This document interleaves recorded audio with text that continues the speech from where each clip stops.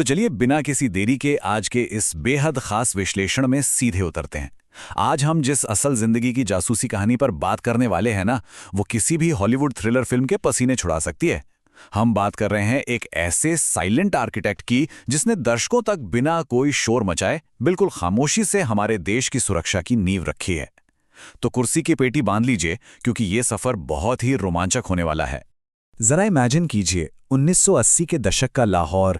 एक आदमी जो बिल्कुल किसी लोकल पाकिस्तानी की तरह दिख रहा था, कुर्ता, टोपी, लंबी दाढ़ी।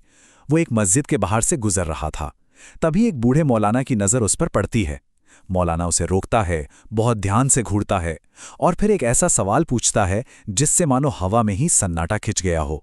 क्या तुम हिंदू हो? उस आदमी ने बड़ी शांति से मुस्कुरा के नहीं कहा, लेकिन वो मौलाना इतनी आसानी से मानने वाला नहीं था। उसने उसे खींचा, एक छोटे से कमरे में ले गया और बोला कि देखो, तुम्हारे कान छिदे हुए हैं और पाकिस्तान में मुस्लिम मर्द कभी कान नहीं छिदवाते, बस तुम पकड़े गए। अब आप ही सोचिए, एक अंडा कवर जासूस के लिए दुश्मन देश के बीचों बीच ये तो बिल्कुल मौत के मुंह में जाने जैसा पल था। अब आपको लग रहा होगा कि बस यही कहानी खत्म, लेकिन नहीं। इसके बाद जो हुआ वो सच में किसी चमत्कार से कम नहीं था। उस मौलाना ने धीरे से पीछे मुड़कर एक अलमारी खोली और जानते हैं उसमें क्या था?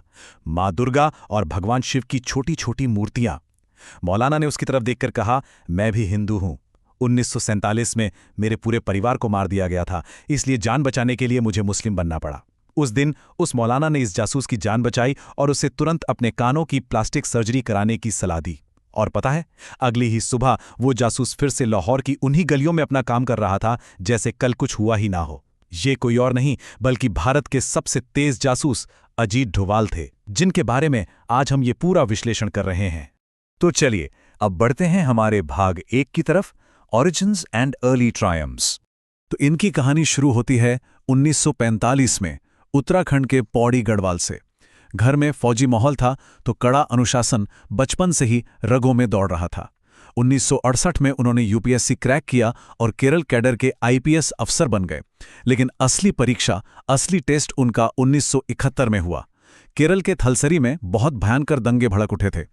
उन्हें वहां भेजा गया और सबसे कमाल की बात क्या थी, उन्होंने बंदूकों या लाठीचार्ज का सहारा नहीं लिया।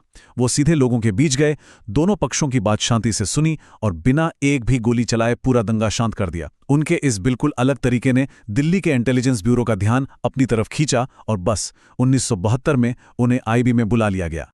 और आईबी में आते ही तो जैसे उनकी कामयाबियों की झड़ी लग गई। 1970 के दशक में मिजोरम में विद्रोह बिल्कुल अपने चरम पर था। डोभाल सीधे उन विद्रोहियों के बीच घुस गए और उनके सबसे बड़े लीडर लाल डेंगा को बातचीत की टेबल पर ले आए। बिना किसी बड़े खून खराबे के मामला सुलझ गया।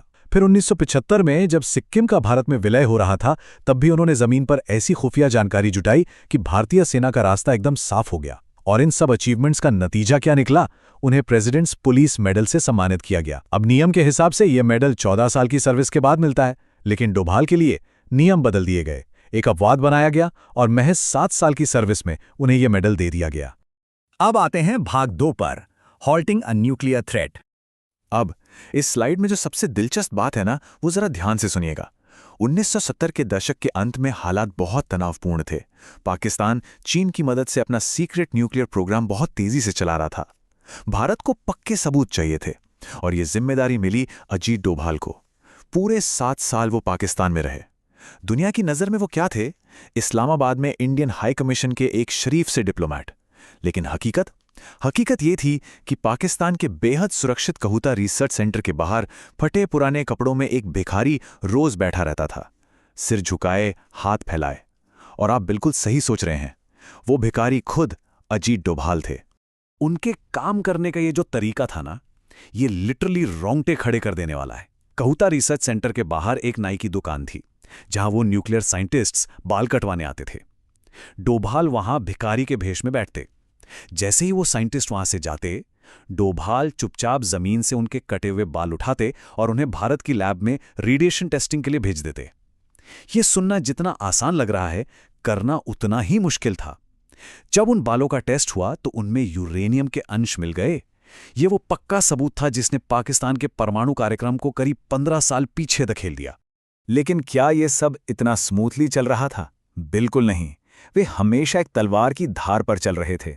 एक किस्सा है कि वो एक कव्वाली की महफिल में गए हुए थे और वहां किसी ने उनकी नकली दाढ़ी को ढीला होते हुए देख लिया। मतलब सोचिए जरा, आप दुश्मन देश के बीचों बीच हैं, एक खूंखार खुफिया मिशन पर, और आपका भेष खुलने ही वाला है। कोई भी आम इंसान पैनिक कर जाता, लेकिन डोभाल, उन्होंने अपना दिमाग एकदम ठंडा रखा, वहां से किसी तरह निकले और अगले ही दिन फिर से उसी खतरे में वापस अपने काम पर लग गए। चलिए आगे बढ़ते हैं भाग 3 की तरफ, द इनसाइड मैन। खैर, अंतर्राष्ट्रीय ऑपरेशंस तो अपनी जगह थे, लेकिन देश के अंदर भी हालात 80 और 90 के दशक में कुछ कम खराब नहीं थे। बात है 1988 की। अमृतसर का स्वर्ण मंदिर। अंदर भारी हथियारों के साथ उग्रवादी छिपे हुए थे। बाहर सेना का पहरा था। कोई परिंदा भी पर नहीं मार सकता था। तभी पसीने में लथपथ एक रिक्शा चलाने वाला वहां पहुंचता है। वो सीधे उग्रवादियों के पास जाता है और कहता है कि भाइयों, मैं आईएसआई का एजेंट हूं और पाकिस्तान से तुम्हारी मदद करने आया हूं। और हैरानी की बात देखिए, उग्रवादियों ने उसकी बातों पर यकीन भी कर लिया और उसे अंदर बुला लिया। अब तक तो आप समझ ही गए होंगे कि वो रिक्शावाला कौन था। जी हां, अजीत डोभाल। उन्होंने मंदिर के अंदर रहकर उग्रवादियों के हथियारों और उनके छिपने की जगहों की एक एक सटीक जानकारी बाहर पहुंचाई। इसी खुफिया जानकारी के दम पर एनएसजी ने ऑपरेशन ब्लैक थंडर लॉन्च किया। ये ऑपरेशन इतना प्रिसाइज था कि बहुत ही कम कैजुअलिटीज के साथ सारे खतरों को खत्म कर दिया गया और मंदिर को भी कोई नुकसान नहीं पहुंचा। इस असाधारण बहादुरी के लिए उन्हें कीर्ति चक्र से नवाजा गया। ये अपने आप में एक बहुत बड़ी बात थी, क्योंकि कीर्ति चक्र सेना का मेडल है और एक पुलिस अधिकारी को यह मिलना बहुत ही रेयर बात है। अब जरा एक पल रुककर सोचिए, एक तरफ उनकी ये रोंगटे खड़े कर देने वाली जिंदगी चल रही थी और दूसरी तरफ उनकी फैमिली को भनक तक नहीं थी। उनके बेटे शौर्य डोभाल ने खुद कहा था कि बचपन में उन्हें लगता था कि उनके पिता सिर्फ विदेश सेवा में एक आम कर्मचारी हैं। उन्हें तो ये तक नहीं पता था कि वो एक आईपीएस ऑफिसर हैं। ये बात हमें सोचने पर मजबूर करती है कि एक अंडरकवर एजेंट की जिंदगी पर कितना गहरा पर्दा पड़ा होता है कि उनके खुद के बच्चों को भी नहीं पता होता कि उनके पिता रोज किन खौफनाक खतरों से खेल रहे हैं। इसके बाद 1990 के आते आते कश्मीर घाटी में हालात पूरी तरह बेकाबू हो चुके थे। वहां चुनाव कराना तो दूर की बात लग रही थी। फिर सरकार ने डोभाल को वहां भेजा। वहां उन्होंने एक बिल्कुल अलग और बहुत ही स्मार्ट अप्रोच अपनाई। वो सीधे उग्रवादी नेटवर्क के अंदर घुस गए। वहां उन्होंने कुका पर्रे नाम के एक उग्रवादी के साथ डील की, उससे अपना एसेट बनाया। इसके बाद कुका पर्रे ने ही अपने पुराने उग्रवादी साथियों को न्यूट्रलाइज करना शुरू कर दिया। ये रणनीति इतनी कामयाब रही कि इसके चलते सालों बाद 1996 में कश्मीर में दोबारा चुनाव हो पाए।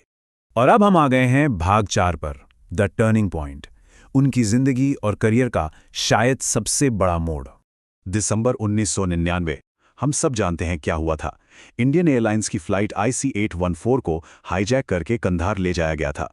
पूरे 7 दिन बिना रुके बिना सोए 7 दिन और 7 रात तक वो थका देने वाली नेगोशिएशन चलती रही। डोभाल उस टीम का हिस्सा थे जिसे सीधे तालिबान के गढ़ में जाकर उन आतंकियों से बात करनी थी। उन्होंने अपनी सूझबूझ से आतंकियों की 200 मिलियन की नकद मांग तो पूरी तरह से खारिज करवा दी, लेकिन अंत में यात्रियों की जान बचाने के लिए एक बहुत ही कड़वी सच्चाई का घूंट पीना पड़ा।